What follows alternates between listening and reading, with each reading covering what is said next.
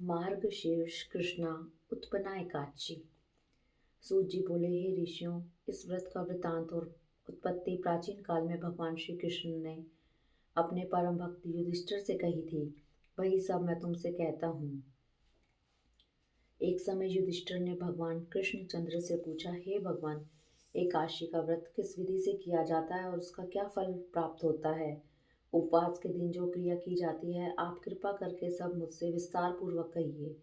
यह वचन सुनकर श्री कृष्ण जी कहने लगे कि हे युधिष्ठिर, मैं एकादशी के व्रत का महत्व मैं तुमसे कहता हूँ। तुम एकाग्रचित होकर सुनो। सर्वप्रथम हेमंत ऋतु में मार्गशीर्ष कृष्णा एकादशी के इस व्रत को आरंभ करना चाहिए। दशमी को सायंकाल में भोजन करके अच्छी तरह से दातुन आदि करें, जिससे अन्न का कोई अंश मुंह में न रह जाए। रात्रि को भोजन का दापी न करें, अधिक न बोलें। एकादशी के दिन प्राय 4 बजे उठकर सबसे पहले व्रत का संकल्प करें, जिसकी विधि इस प्रकार है।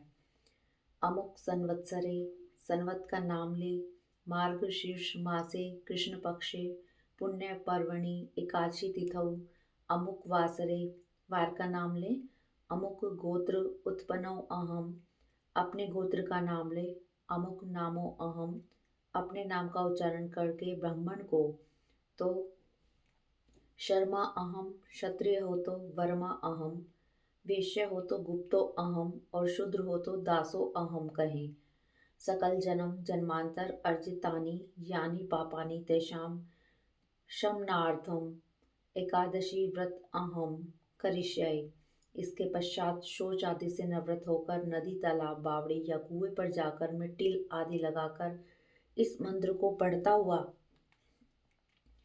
अश्वक्रांते, रथक्रांते, विष्णुक्रांते, वसुंधरे उद्धृतापि वरोहेण कृष्णेन शतबाहुना मृतिके हरं मे पापं जन्मयां पूर्व संचितं तव्यहतेन पापेन गच्छामि परमां गतिम। शुद्ध जल से आचमन करें। व्रत करने वाला चोर, पाखंडी, परस्त्रीगामी, निंदक, मिथ्याभाषी तथा किसी प्रकार के पापी मनुष्य से बात न करे। स्नान के पश्चात धूप, दीप, नैवेद्य आदि 16 चीजों से भगवान का पूजन करे और रात को दीपदान करे। ये सब कर्म भक्ति और श्रद्धा युक्त होकर करे। रात्रि को सोना व प्रसंग नहीं करना चाहिए। सारी रात्रि भजन कीर्तन आदि करना चाहिए और जो कुछ पहले जाने अनजाने में पाप किए हों उनकी क्षमा मांगनी चाहिए। धर्मात्मा पुरुषों को कृष्ण पक्ष या शुक्ल पक्ष दोनों एकादशियों को समान समझना चाहिए। जो मनुष्य ऊपर लिखी विधि के अनुसार एकादशी का व्रत करते हैं, उन्हें शंख उद्धार तीर्थ में स्नान करके भगवान के दर्शन करने से जो फल प्राप्त होता है वह एकादशी व्रत के 16वें भाग के भी समान नहीं है। व्यतिपात के दिन दान देने से लाखों यज्ञ का फल प्राप्त होता है।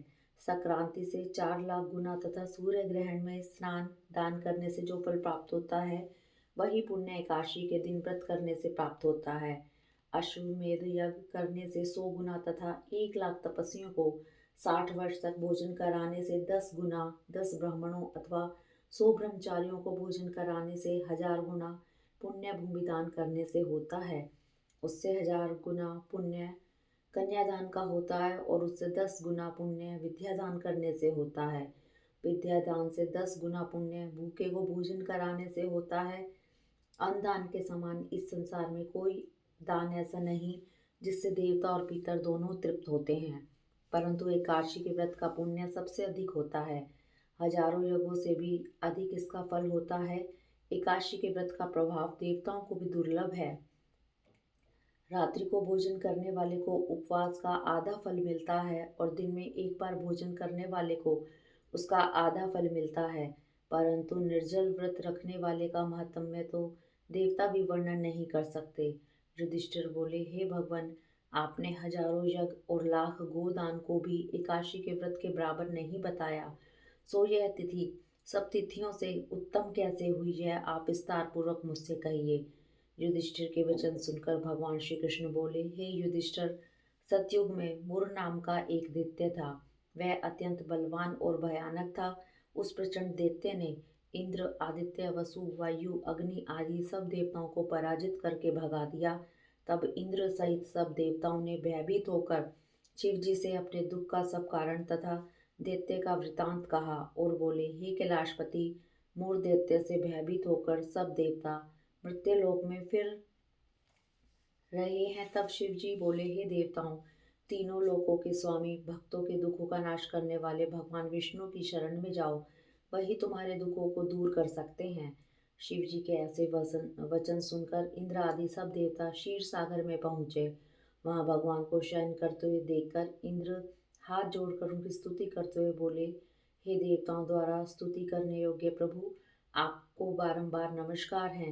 देवताओं की रक्षा करने वाले हे मधुसूदन, आपको नमस्कार है। आप हमारी रक्षा करें। दैत्यों से भयभीत होकर हम सब देवता आपकी शरण में आए हैं। आप इस संसार के कर्ता, माता पिता, उत्पत्ति तथा पालन करता और संहार करने वाले हैं। सबको शांति प्रदान करने वाले हैं। आकाश और पाताल भी आप ही हैं। सबके पितामह ब्रह्मा, सूर्य, चंद्र, अग्नि, सामग्री, होम, आहुति, मंत्र, तंत्र, जप, यजमान, यज्ञ, कर्म, कर्ता, भोक्ता भी आप ही हैं।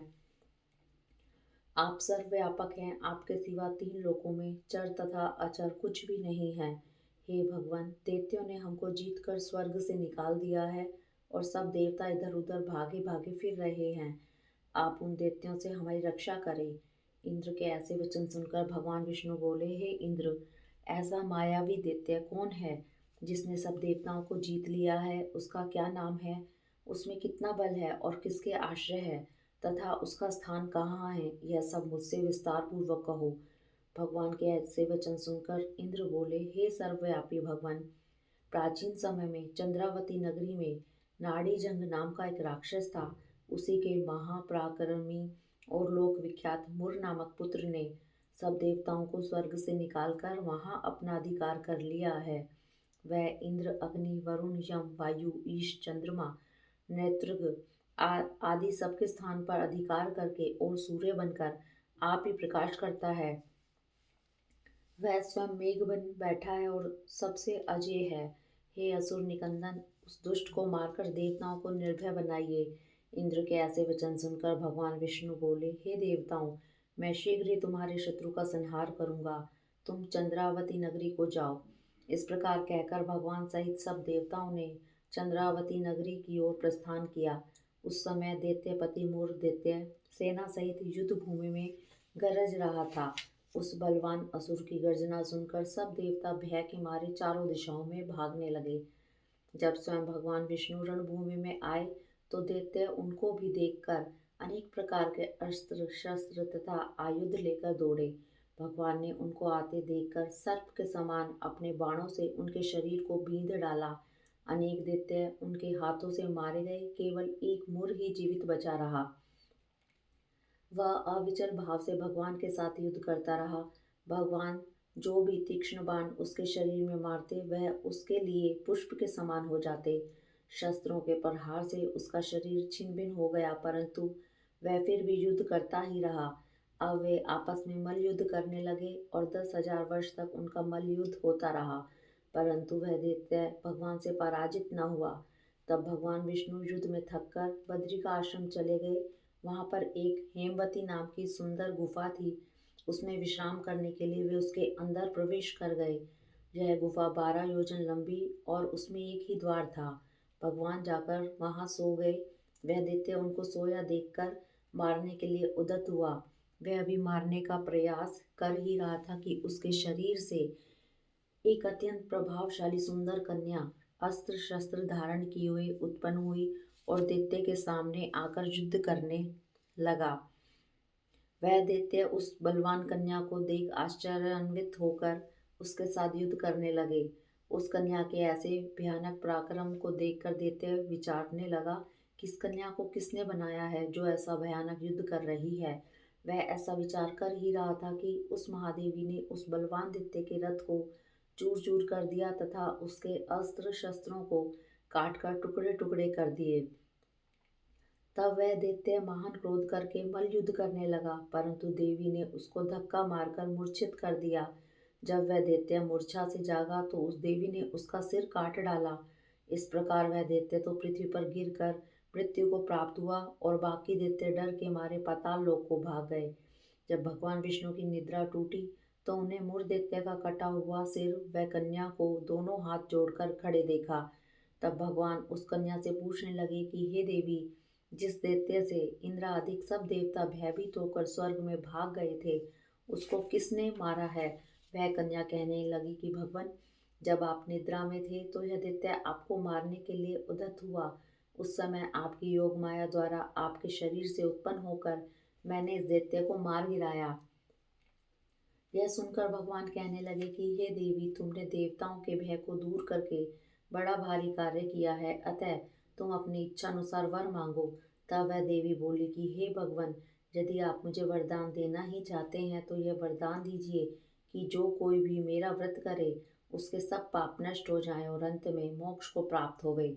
जो इस व्रत का पुण्य है उसका आधा रात्रि को भोजन करने वाले को मिले, और जो एक बार भोजन करे उसको भी आधा फल प्राप्त हो।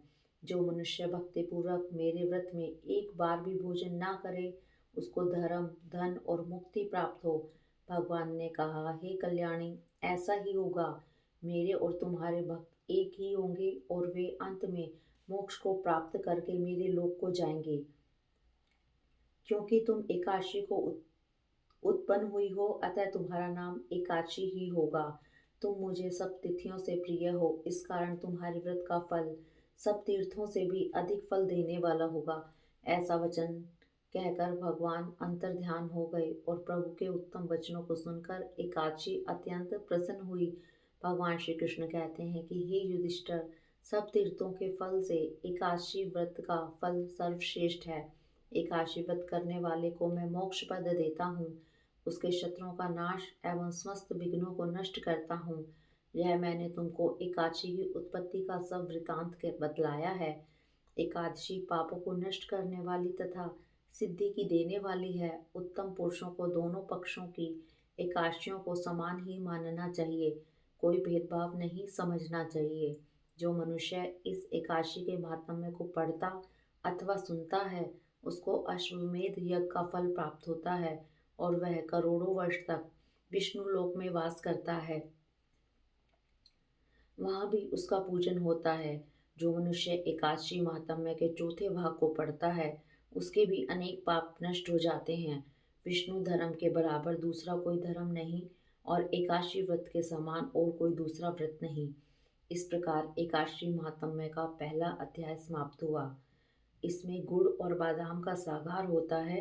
कुट्टू के आटे की सामग्री दूध, मेवा और फल भी ले सकते हैं। हरि ओम तत्सत।